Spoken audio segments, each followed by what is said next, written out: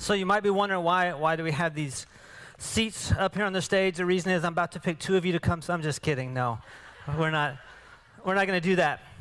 You'll see here in a second. In this series, we're looking at the Ekklesia, the movement that Jesus started, which today we call the church.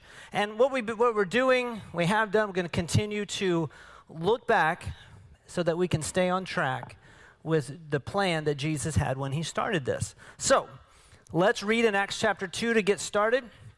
I want to set this up for you. What we're about to read happened after the resurrection, after Jesus went to heaven, after the day of Pentecost, which we talked about a little bit last week. So this is happening a little bit after that. This is the people that were following Jesus, the people that were part of the movement. They spent their time learning the apostles' teachings. So the disciples, they were teaching what Jesus taught them. They were being witnesses to people about what they had seen and what they had heard, what Jesus had taught them. And they continued to share, to break bread, and to pray together. They kept the movement going.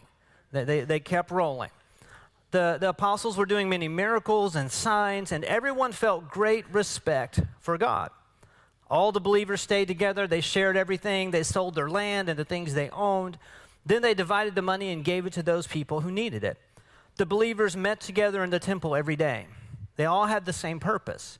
They broke bread in their homes, happy to share food with joyful hearts. They praised God, and all the people liked them. More and more people were being saved every day. The Lord was adding those people to the group of believers. All right. What I want you to do is store that in your mind for a minute. We're going to come back to it. So, in 1972, there was a church in Clute, Texas.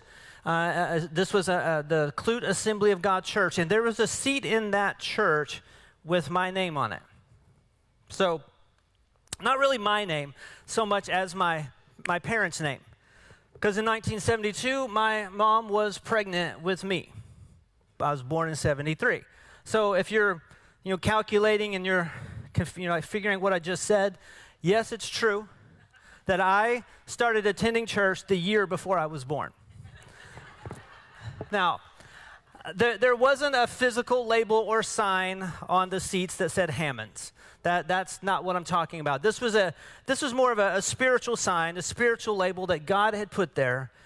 And he had said, this is going to be the first seat that Chad sits in when he has his first interaction with my church, with the Ekklesia. Now, some of you in here, you're like me, and your first time in church was a long, long time ago in a city far, far away. But for some, maybe today is your first day. For some of you in here, maybe this church and one of these seats that we're sitting in right now, maybe one of those is the first seat you ever sat in your first interaction with the Ekklesia or the church that Jesus started. Now, wherever and however it all worked, at some point in your life, you entered a church. I mean, you're here today. And you sat in a chair that had your name on it. Now, while experiences, they're not all the same, there's a common path that people take that when they start to attend and they start to go to church, and not everything's exactly the same, but a lot of things are similar.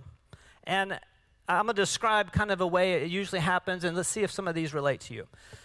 Maybe you had no interest in church, but a friend or a relative, maybe a neighbor, they kept inviting you, and you're like, oh my gosh, I'm going to go, so you stop asking. And so you go. Now, just in case, if that's how it started, that person that invited you, they were likely thinking something along these lines. When you showed up to church for the first time, the person that invited you was probably thinking, number one, day game. All right. Okay, I hope the preacher doesn't preach too long. I hope that it's not too cold in the building. I hope that Mr. or Miss so-and-so does not act crazy today because somebody that I invited is coming. And so I want it to go well. Now, maybe you just came out of your own curiosity or as a favor to somebody. Like, hey, I'll go with you so you don't have to go by yourself. Or maybe some pain in your life caused you to say, I need help. I don't know where else to turn. And so you tried and you walked into a church one day. Maybe maybe you brought your kids and you put them they sat in the seat. This is awful low. And Pastor Colby wasn't sure I could do this. Ha-ha. I could stand up. So that's really not a great accomplishment, y'all. But maybe you brought your kids and you were nervous to leave them with somebody that you didn't know. But you did it anyway. And when the day was done, you walked out and you had experienced love and hope and encouragement. Maybe you felt valued.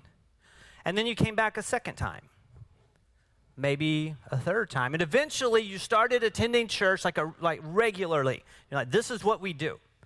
And somewhere along the way, you decided to make Jesus the Lord of your life. And then you got baptized on stage and people cheered for you when you came up out of the water. Maybe at some point you went to a newcomers class, or here, you just kind of heard Pastor Colby talking about it. Here it's Bridge Beginnings. You had some questions about church. Maybe you had been before and something didn't go right, or maybe you just wanted to know how things went, and so you go. And it was a good experience, and you met wonderful people, and again, you felt valued. Well, as time passes on, maybe then you go to a small group, or you attended a Bible study. And then you brought your kids to a Wednesday night service in the middle of the week. Here it's called Youth Life Night. You brought them and they had a great time. At some point, maybe you even invited somebody else to come with you. And when they showed up, you became the person that was a little nervous, and you were hoping that the service didn't last too long and that the AC was set kind of right and that he or she wasn't acting crazy today because you brought a friend. Like, y'all better get it together because my friend's coming. That friend that you invited, you know that their life might be in shambles. They're going through a hard time. And you want them to have a great experience, and you want them to connect with Jesus like you did. So you're like, let's make it good. Or here's another way it could have gone. You might be like me when I came here. We moved from a different town, and I was already all in with Jesus.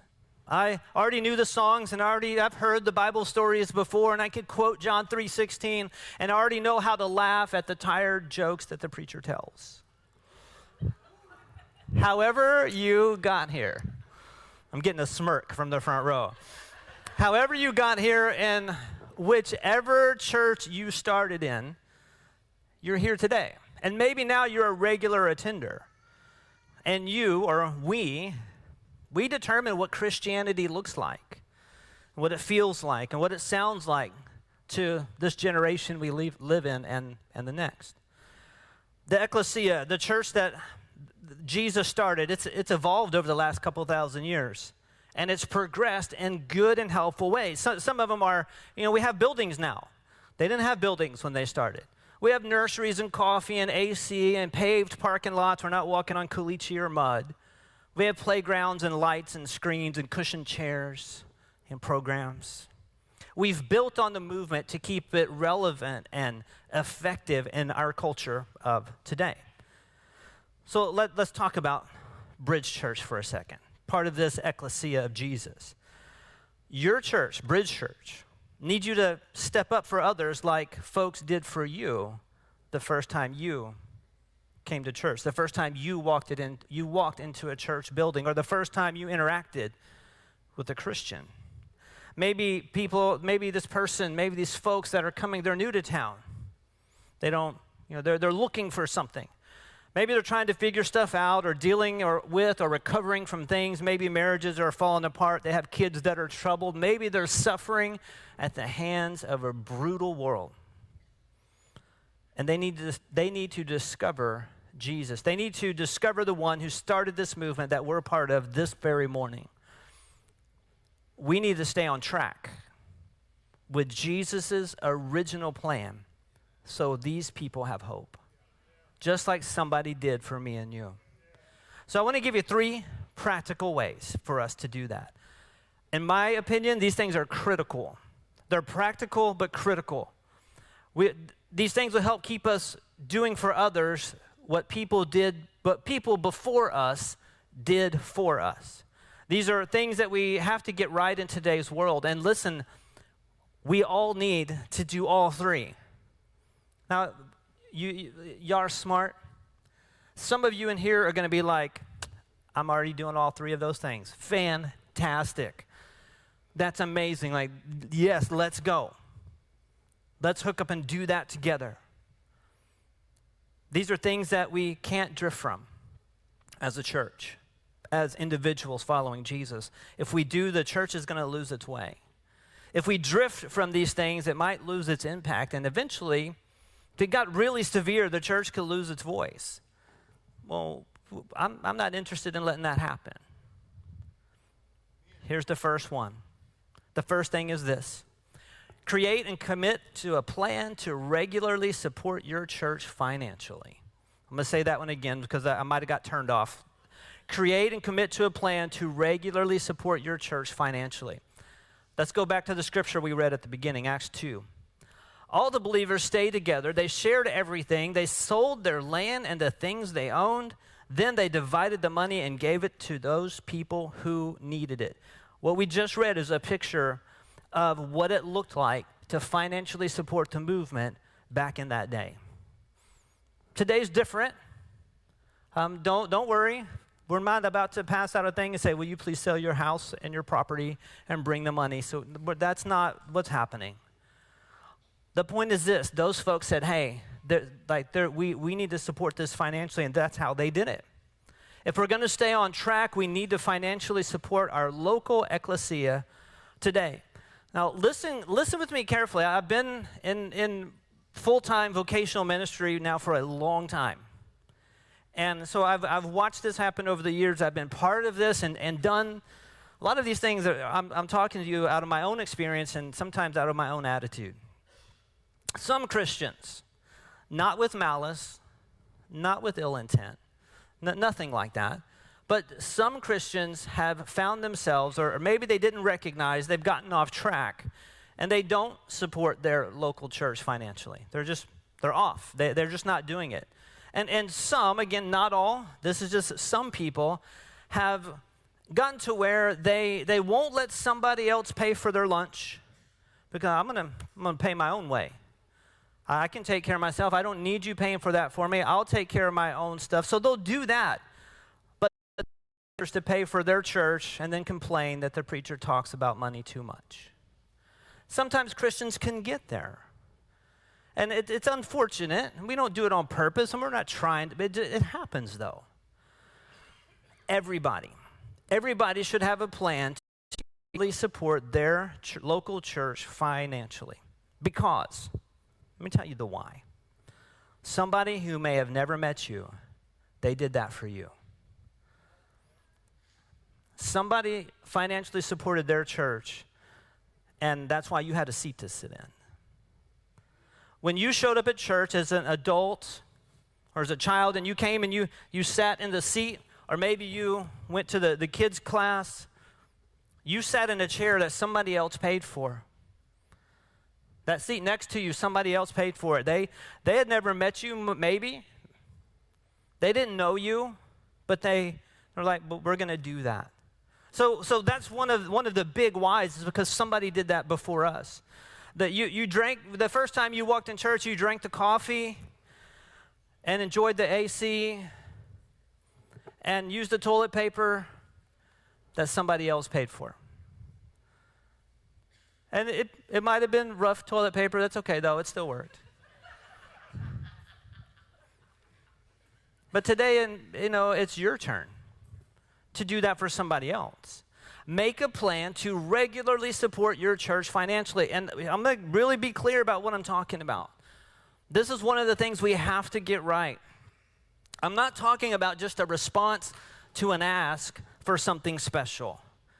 Hey, y'all, we want to build this, or we want to buy that, and this would be great for us to have and be really helpful. And so let's all give to make sure we can purchase this thing. Please do that, but that's not what I'm talking about today. What I'm talking about is something is regular, like weekly or monthly support to your church. Somebody did that for you. Now, God's design for this is it's percentage giving. A percentage of your and my income should be set aside and given in financial support to our church. And just so you know, like, okay, so then what's God's? If this is his plan, how does it go? 10% is God's principle. And that's what Diana and I do regularly. We consistently support our local church, and we have for years. Now, I can hear, this is because I'm a skeptical person, and I'm like, yeah, but what about this? If you're talking to me and you're telling me something, that's probably somewhere in the back of my mind, and I'm having to like, Chad, stop it. Like, this person's telling you, like, quit that. But I'm going to do it right now. So I can hear an objection from Christian people that would go something like this, but I thought salvation is free, that Jesus gave everything to us for free, that we have this free gift of salvation. That is 100% true. Yes, we do. Listen, folks. Electricity and insurance and repairs and chairs and snacks for your kids and water to flush the toilet and so many of the things that you benefit from on a weekly basis, or you benefited from definitely the first time you went to church, they're not free. Utility companies and H-E-B and Walmart and contractors, they ain't Jesus, and they don't give it for free. Listen, the movement that Jesus started, that we're reading about and we're talking about, we're looking at this back in Acts. The movement that Jesus started, it cost money back then. The people then of the first church, they're like, we're gonna take care of business. We're gonna do it. The movement that Jesus started, the church that you went to for the first time, whenever that was, it cost money for that to be there and to operate and to move forward. And it costs money. It actually costs even more today than it did back then. Regular financial support from you is needed for the movement to stay strong and keep moving forward. So start a plan. Start a plan for giving regular financial support. I recommend percentage giving. Start it today. Today. And this is just one little side note that might help you. You don't miss money that you give to things you love. Number 2, choose host mode instead of coast mode. This is the next practical way to be ready and stay on track. Y'all didn't hear what I heard. Acts chapter 2, verse 46. The believers met together in the temple every day. They all had the same purpose. They broke bread in their homes. We love to eat. Just if y'all didn't know that, people love to eat. They broke bread in their homes, happy to share their food with joyful hearts. They praised God, and all the people liked them. They were in host mode at the first church, in the first Ekklesia, at that ancient, and those what we consider ancient times. They were in host mode. We need to be in host mode today. Have you ever met a fantastic host? Somebody that when you showed up, whatever it was they were at, and they just made you feel valued, they made you feel special, they took care of what you needed, they were on it. If they were out of ice, they were sending somebody to get ice, or they were getting it themselves. I mean, just an amazing host that put a smile on your face when you walked into their home or at their event. Those people are awesome. Here's what a host does. A host initiates, they invite, and they include. Initiate. A host listens for and looks for people to interact with. They're looking for somebody to take care of. And this is, I'm talking about on a daily, not just on a Sunday morning. This is a daily occurrence with somebody that's in host mode. They do it in regular settings too. You know those people. You've met them. Maybe you are one. Hopefully we'll all be one at some point. But you know this person. They want to host. They want to help. And as they interact with people, they hear things. They hear people say stuff like, I'm not really from here. Or things aren't going well in my life. We just ran into something that was difficult and we weren't prepared for it. We're not sure what to do. When a host hears these things, whether it's somebody they know or they don't know, quite often they initiate an invitation. So they invite. Often a host says, come to my church and sit with me this Sunday. I hear that this is going on. I recognize something. Why don't you should come to church with me on Sunday and sit with me. That's a host. In the moment they hear that somebody's not from here, that things aren't going well, something's difficult, and they're like, come to my church and sit with me this Sunday. A host invites people that God brings to their mind as well. They may not be talking to anybody, but they're like, maybe I should call this person or text this person, or let me just put this invite on social media, or maybe you write a letter if that still happens. Maybe I'll swing by their house. Listen, only swing by the house of somebody you know. I wouldn't just start going to people you don't know. But I mean, maybe, but don't do that and say that Chad said so, because no. But a host invites people that God brings to their mind. They're like, hey, come to my church and sit with me this Sunday. Here's the worst thing that can happen. And I'm really saying this. If you're I would say a church long-timer, like you might appreciate this. The worst thing that can happen is this. You invite somebody, come to my church, like, you should come with me and sit with me this Sunday. The worst thing they could do is laugh in your face and put it on social media that you invited them and they ain't coming. How could you ever think that I would go to that church? And I'm like, how could you ever think I would go back to that church?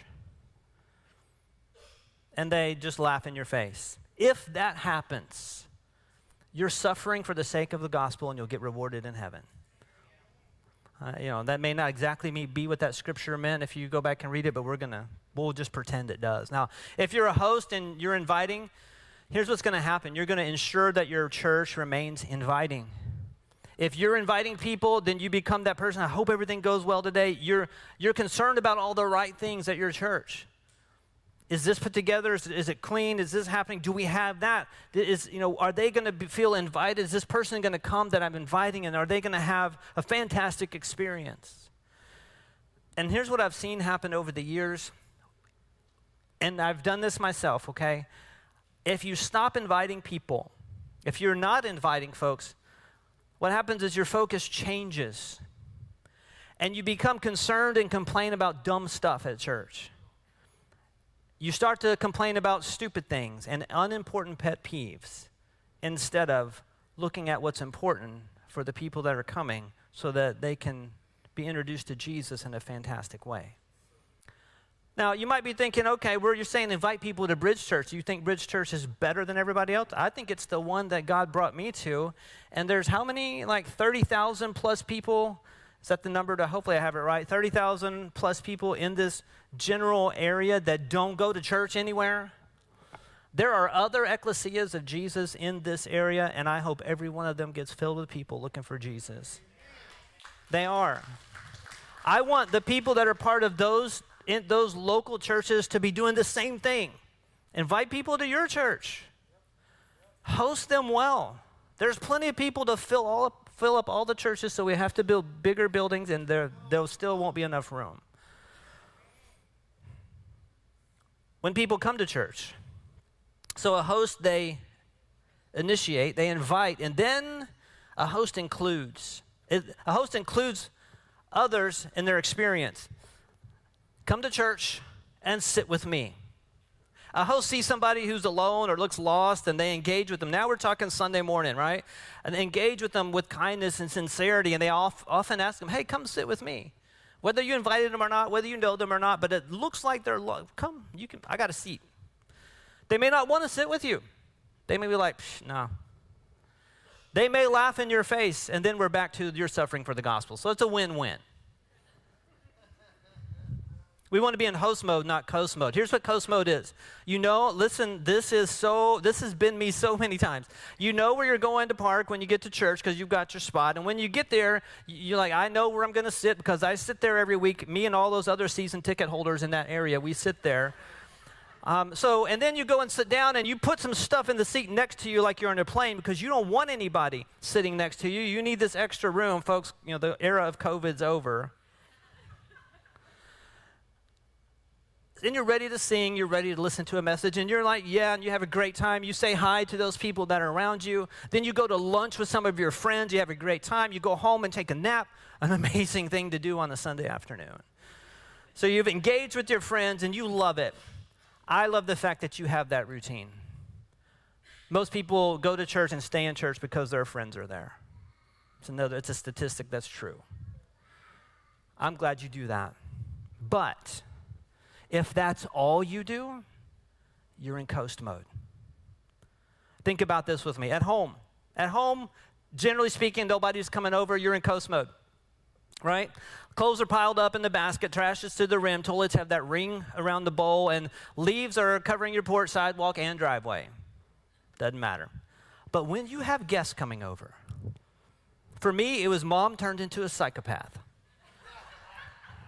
We have to clean everything from top to bottom, and mow and blow the leaves into the neighbor's yard. Let's get this ready for our guests that are coming. And then when they get there, you include them and you welcome them and you host them and like, what do you need? I'm going to take care of you. You make sure you got enough food. Usually you have enough food for 600 people when there's 12 people coming over. Bridge Church is your church home. We want to host people. And if we're going to stay on track with the Ekklesia that Jesus launched, we need to be hosting, not coasting. Now stick with me for a second. Your hosting won't be the same as somebody else's, right? We all have different energies for, I lost the word, but interacting with people, social energies. We all have different levels, and that's fine. Your host mode doesn't have to look like mine. That's fine. But you want to be in host mode instead of coast mode. I'm going to tell you a story. A few weeks ago, it's 3 or 4 weeks ago, we were in here as a Sunday morning, and I think me and Diana were standing at the back of this side of the worship center talking, and Amy Catlett, I don't know if she's here today, but she came in, and so we're chatting with her. Sometimes she does announcements and worship encouragement, and we're just chatting with her for a second, and in walks, and I know this person is here because I think I saw them this morning. This person walked in, very sweet lady walks in, and she has a cane.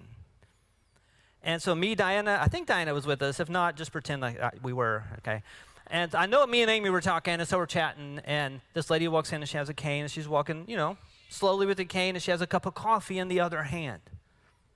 And it's pretty full. We all do that, right? You have this little tiny coffee cups, and we fill them to the top because we want to get as much coffee as possible. So she's walking slow and not to spill her coffee. Amy stops talking to me. I'm an important person back there, and she just she disengaged, looked over here, and was like, can I carry your coffee for you? And man, I didn't expect that to hit me. She grabbed the coffee and walked her to her seat and had the coffee for her. That's host mode. I'm glad she did that. She didn't need to talk to me. She became a host. Wow, yeah, that really hit me harder than I thought. So choose host mode over coast mode. So when we're here at church, put your phone down. Move the stuff from next to you. Put it in your lap.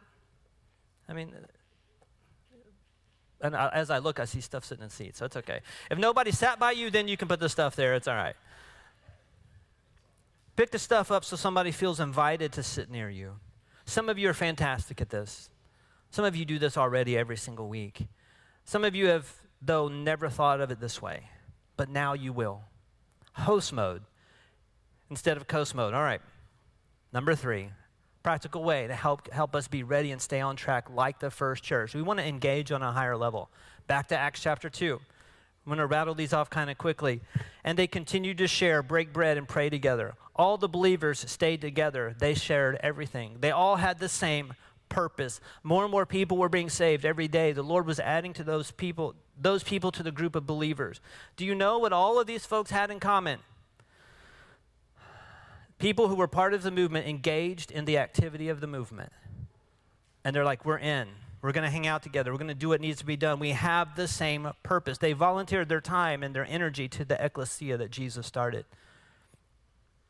For the church of today to stay on track, there has to be more and more people to do this, to engage at a higher level on a regular basis.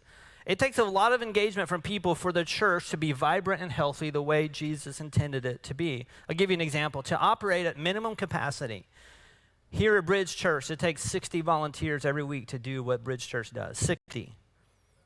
Most of those are happening right now. That's at a minimum level. We need more so we can go above minimum. If you're not currently engaged at that level and you're not currently serving or volunteering, if you're not engaged at this higher level, it's time to start. It's one of the best investments in time and energy that you're going to ever make in your lifetime to engage in the Ekklesia that Jesus started. He's the best investment possible. There are tons and tons of things that Bridge Church does every week. Every team, every department wants and needs people to be part of it today. Like, let's go, because we can keep rolling forward and we can make this even more. The long-standing rule in the church world is this, that 20% of people do 80% of the work. That needs to happen on a regular basis. That's a statistic that should change. I hope, I didn't look at those numbers just so y'all know, but we should change that statistic here. Read Acts 2 again if you want to, and you're going to recognize that all the people engaged, they were all of the same purpose. All is way more than 20%. So those are the three critical and practical ways to help keep the Ekklesia on track. We all need to be doing all three. Create and commit a plan to regularly support your church financially. Choose host mode instead of coast mode, and engage on a higher level. And if you're like, hey, how do I do that one right there? Look for next steps on the website and click serve, or maybe one of the connect cards in the back of the seat, and we can get you rolling. Now, I want you to listen carefully. If you haven't been, come back to me. Listen carefully and lean in for a moment. I'm a person like you. I have tendencies. I like comfort. I don't like people telling me what to do. And not too big a fan of change. Maybe you have some of those same things too. And like you, listen, we live in a society that's stressed out, worn out, tired, broke, and did I say tired? Yeah. Because of all those things here in the United States of America, I don't know how it is everywhere else because I don't live there. But here in the U.S., the easiest thing for me and you to do when we hear these three things that I'm just talking about, the easiest thing for us to do is nothing. The easiest thing for us to do is walk out the doors and then not change our life at all. Like, that was great. I hope somebody does it. See you next Sunday. Another one reason it's easy for us to do nothing is because nobody's going to show up at your house tomorrow and see if you're doing these three things. We're not handing out a little card today that says, please check the three things that you're doing, write your name and phone number on it, and turn it in on your way out. Nobody's doing that. It's easy for me and you to go out those doors and find a reason not to do these things, to justify our why that we don't. You're going to be tempted to do just that, I promise you. Some of us already are. Some of us, maybe even in here, like right this second, you've already listed in your head, these are the reasons I can't do what you just said, Chad. What if the group that came before you, what if they did that? What if they did nothing? You wouldn't be sitting in a seat in here. There wouldn't be a Bridge Church today. There wouldn't be a Clute Assembly in 1972. There would be no, whatever the name of the church is, where you met Jesus first. Wouldn't have been there if people had done nothing. There would be no chair with your name on it or the person you invited there. That wouldn't happen. There wouldn't be seats and play stuff and all the things they have in the children's building for your kids. Wouldn't be there. There'd be no AC and no coffee and no host to initiate, invite, and include people. The church would be hot temperature-wise and cold interaction-wise. If we choose the nothing road, we're simply going to walk by others who are lost, people who are suffering and hurting, and we're just going to expect them to find their own way. If we choose the nothing road, we're expecting somebody else to pay, somebody else to serve, somebody else to take care of the people that walk through the door, somebody else will carry somebody's coffee. This Ekklesia, this movement that Jesus started, is about individuals and lives that matter. So here's what's going to happen. Next Sunday, like every week, a woman's going to show up with her husband and children for the first time ever. And she's praying it all goes well because her husband has told her, I'll give it one chance. If I don't like it, I'll never go back. Or somebody's son or daughter, they're going to walk into church desperately needing help. If we're engaged in these practical things, we're going to help them. What if that's your son or daughter that does that for the first time? Maybe it's a single mom or a broken dad or a person that's about to end their own life could walk through those doors next Sunday. I want there to be a seat with their name on it. Like, I want to host them. Like, I want to be the Ekklesia that Jesus intended from the beginning. Maybe one of these people is a person you know. Maybe it's your mom or your dad or your neighbor, your uncle or your aunt. What do you want them to experience? And what kind of interactions do you want them to have when they walk into your church? If you are not on track, and like let's say you're doing none of these three things that we just mentioned, I don't want you to feel like, oh my gosh, I'm going to hell. I'm an awful person. I don't want you to feel shame. That's not the intention. I'm not that person.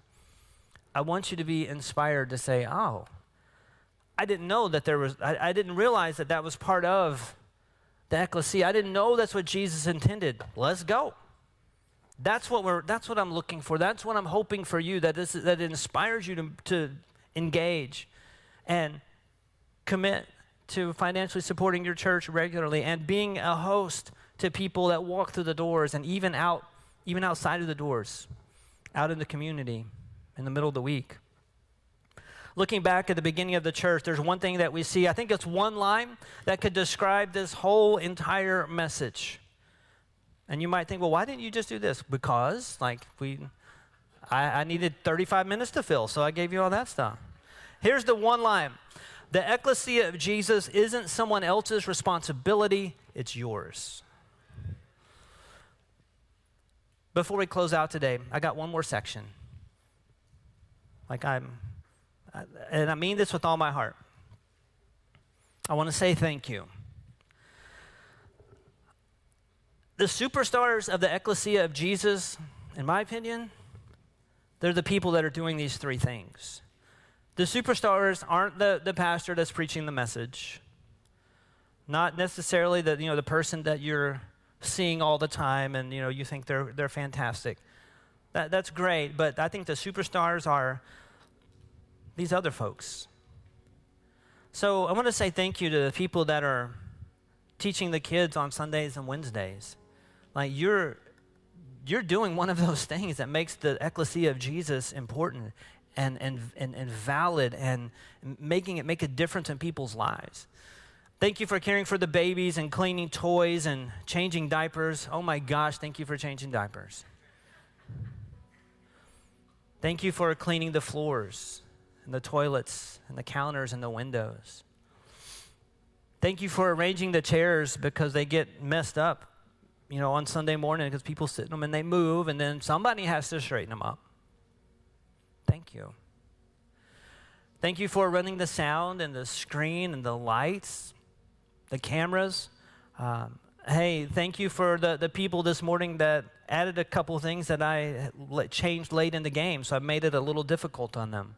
Thank you for that. Thank you for making the live stream happen and for going to jail to share Jesus with the people that are incarcerated. Thank you for leading us in worship with your voice and with your instruments. Thank you. Thank you for standing on the stage sometime and sharing your heart and giving us important information. All of these things matter. Thank you for praying for people, praying for the church. Thank you.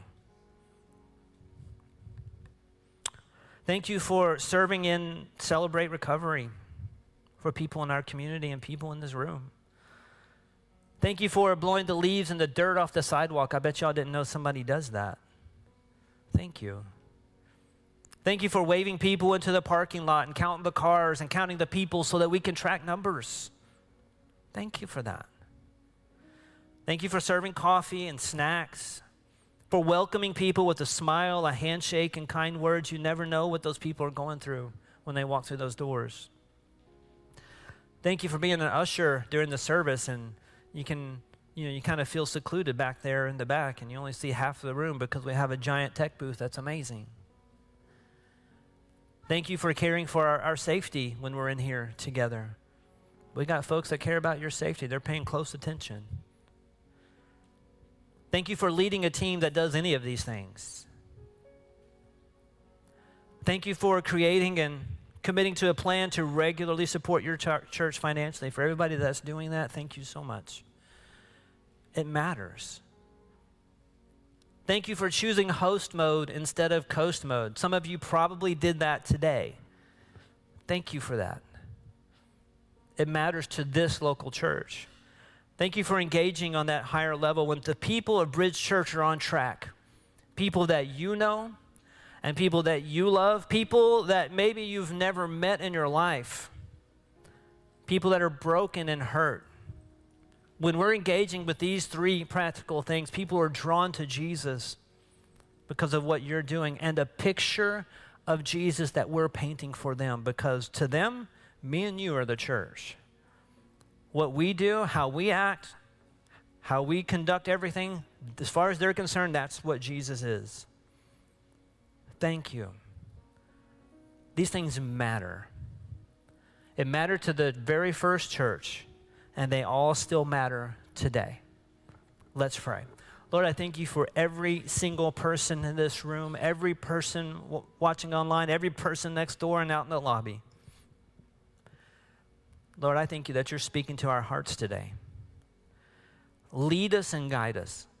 Help us to hear what you're saying to us this morning, and Lord, will you seal up the words that you spoke into our hearts and let us take them with us.